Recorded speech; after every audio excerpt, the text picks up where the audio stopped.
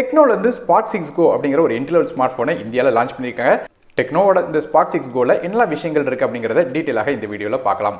வீடியோக்குள்ள போக முன்னாடி மறக்காம சேனல் சப்ஸ்கிரைப் பண்ணி பக்கத்துல பெல் ஐகானை பிரஸ் பண்ணி ஆல் அப்படிங்கிற ஆப்ஷன் சூஸ் பண்ணி தொடர்ந்து ஆதரவு தாங்க. இப்போ நம்ம வீடியோக்குள்ள போலாம்.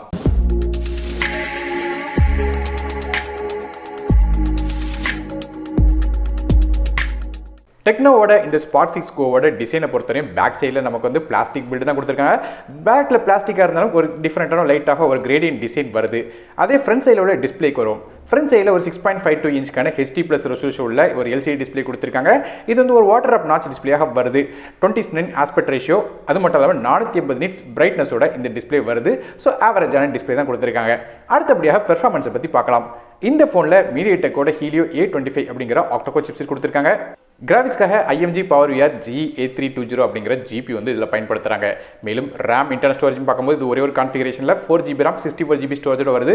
512GB வரையும் மைக்ரோ SD கார்டுக்கான சப்போர்ட்டும் இருக்குது. டெடிகேட்டட் சிம் கார்டாக கொடுக்காங்க. ஆனால் 2 சிம் கார்டும் ஒரு மைக்ரோ SD கார்டும் ஃபோனில் அட் டைமில் யூஸ் பண்ணலாம். ஸோ ஓரளவு பெர்ஃபார்மன்ஸ் எப்படி இருக்கும் கேட்டிங்கன்னா, நார்மலான ஆப்ஸ் வந்து ரன் பண்ணலாம். அதுவுமே ஹெவியான ஆப்ஸ்லாம் ரன் பண்ண முடியாது. நிறைய ஆப்ஸ் வந்து ஓப்பன் பண்ணிங்கன்னா கண்டிப்பாக 1-2 இடத்துல லேக்னஸ் நோட் பண்ணுவீங்க.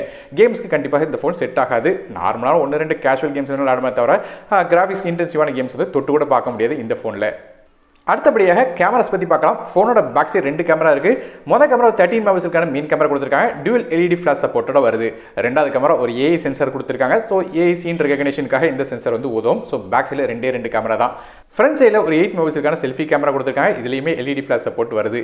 மேலும் ஃபிங்கர் பிரிண்ட் ஸ்கேனர் ஃபோனோட பேக் சைடு கொடுத்துருக்காங்க. ஃபோனோட வெயிட் 193 கிராம் வருது. மேலும் ஆப்ரேட்டிங் சிஸ்டம் படி பார்க்கும்போது இந்த ஃபோனில் Android 10 OSல வந்து HiOS 6.2 அப்படிங்கிற கஸ்டம் இன்டர்ஃபேஸில் இந்த ஃபோன் ரன் ஆகுது. அடுத்தபடியாக பவர் பற்றி பார்க்கலாம். பவர் அப்படிங்கும்போது இந்த ஃபோனோட பேட்டரி 5000 mAh பேட்டரி கொடுத்துருக்காங்க. இது சார்ஜ் பண்ணுறதுக்கு நார்மலாக 10 வாட் சார்ஜிங் தான் கொடுக்குறாங்க. ஸோ 10 வாட் சார்ஜிங் 5000 mAhங்கும் போது கண்டிப்பாக 2 மணி நேரத்துக்கு மேலே வந்து சார்ஜ் பண்ணுறதுக்கு டைம் எடுத்துக்கணும். ஸோ கண்டிப்பாக ரொம்ப ஸ்லோவான சார்ஜாக தான் இருக்கும். அதுவுமே சார்ஜ் பண்ணுறதுக்கு மைக்ரோ USB போர்ட் தான் கொடுக்குறாங்க.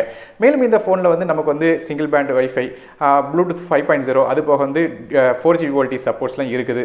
இது போக 3.5 ஆடியோ ஜாக் சப்போர்ட் இருக்கு. DTS சப்போர்ட்டும் இதில் கொடுத்துருக்காங்க. ஆனால் ஹெட்ஃபோன்லேருந்து ஓரளவு டீசென்ட்டான சவுண்ட் எதுவும் எதிர்பார்க்கலாம். இந்த டெக்னோட ஸ்பாட் 5 வந்து மிஸ்டி ஒயிட், ஐஸ் ஜெடிட், அது போக ஆக்வா ப்ளூ அப்படிங்கிற 3 டிஃப்ரெண்டான கலர்ஸில் கிடைக்குது. கடைசியாக இந்த ஃபோனோட விலையை பற்றி பார்க்கலாம்.